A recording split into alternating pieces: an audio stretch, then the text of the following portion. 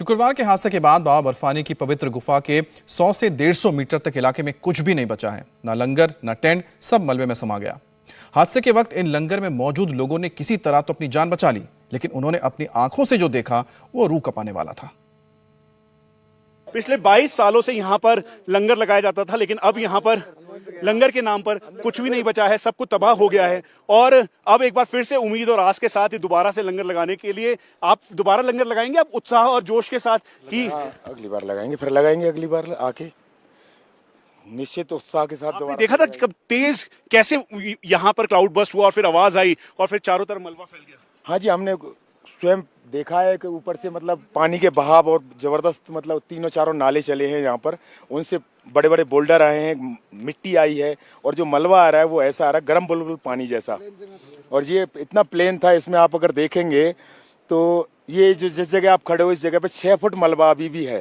ये store room था, store room के नाम पर अब कुछ भी नहीं बचा है। जो यहाँ के मेन जो यहाँ पर पूरा ये यात्रियों की सेवा करते थे, मनसा के लोग हैं। और आप कितनी संख्या में यहाँ पर आते थे कुल मिला के? 50 सेवादार आते थे जी। हाँ।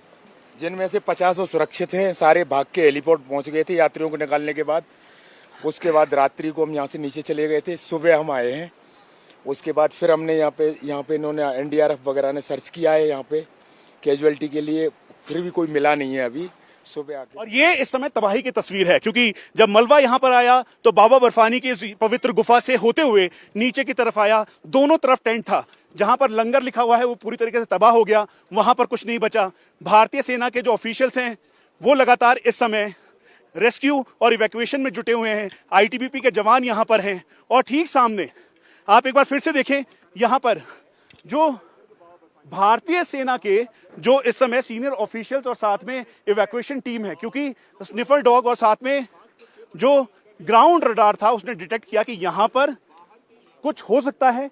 यहाँ पर जो सेंसर्स हैं वो हो सकते हैं, उसके अलावा जो सेस्मिक सेंसर्स हैं वो उसकी गुंजाइश थी। और अब इसीलिए यहाँ पर हुआ। और एक बार फिर से आप यहाँ पर देखें, जो पूरा एरिया है ये मनसा के लंगर का था, लेकिन यहाँ से होते हुए आगे की तरफ यहाँ पर था शाहदरा के लोगों का लंगर। क्या नाम है आपका? राजेश राय, श्री गंगानगर से।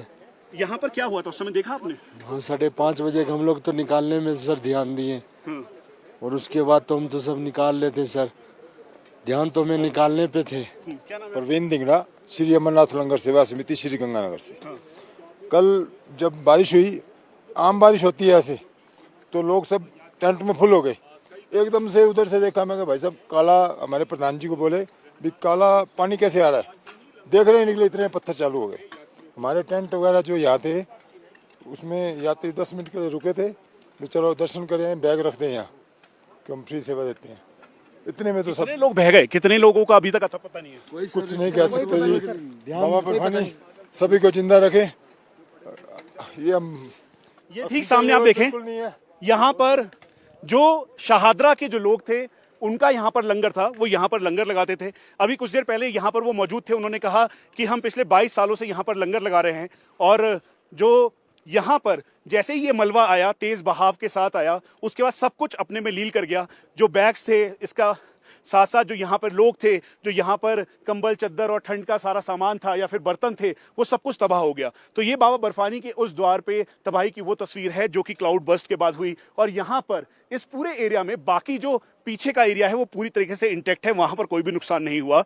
लेकिन हम आपको एक बार फिर से बता दें कि इस समय जो स्टडी की जा रही है वो सबसे ज्यादा इंपॉर्टेंट स्टडी इस चीज की जा रही है कि ठीक सामने ये बाबा बर्फानी की वो पवित्र गुफा, उससे करीबन 100 मीटर की लेफ्ट साइड पर तेज बहाव आया, कहा गया कि क्लाउड बस्ट हुआ और फिर उसके बाद ये बहाव नीचे की तरफ गिरा।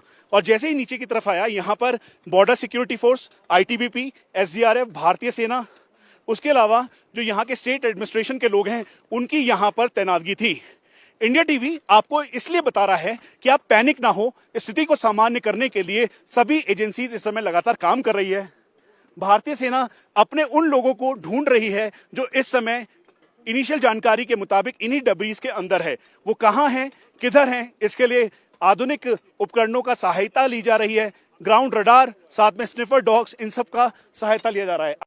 इंडिया टीवी हर वक्त हर जगह डाउनलोड करने के लिए सर्च करें India TV news Google play store या ऐप स्टोर पर।